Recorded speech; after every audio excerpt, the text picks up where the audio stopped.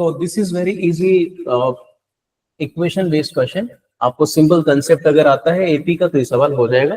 देखिए suppose x1 x2 x3 करते करते x100 तक ये कुछ नंबर्स हैं, ये अरिथमेटिक प्रोग्रेशन में है सच दैट x5 की वैल्यू -4 दिया है और एक रिलेशन दिया है यहाँ पे, तो आपको x100 बताना कितना होगा। देखिए आसान तरीका इस सवाल को करने का ये है कि आप एज्यूम करना शुरू करिए कि x1 सपोज a है और कॉमन डिफरेंस यहाँ पे d चल रहा है, तो दूसरे टर्म्स क्या क्या हो जाएंगे, a plus d a plus 2d इस तरह से।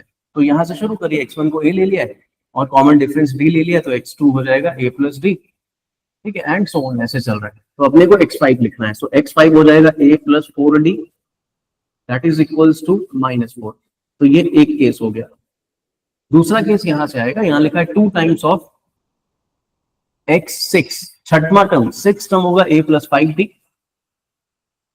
Plus 2 times of 9th term तो a plus 8d, this is equals to 11th and 13th term का सम, तो a plus 10d plus a plus 12d, ठीक है। तो 2 यहां से कॉमन है, तो 2 कॉमन ले लीजिए और सब कुछ ऐड कर दीजिए, तो यहां आ जाएगा 2 टाइम्स ऑफ 2a प्लस 8 और 5 13 13d, और we can further write 4a plus 26d, this is equals to 2a plus 10 और 12 22d, तो this will be equal to 2a plus 4d is equals to 0, और we can write a is equals to -2d।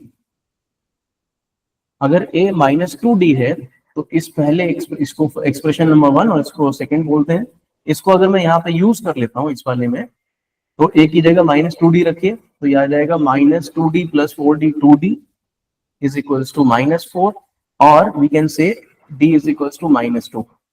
और अगर d -2 है, अगर d आपका -2 है तो a यहाँ से आ जाएगा, ये होगा 4, ठीक है, ये लिखा जा सकता है।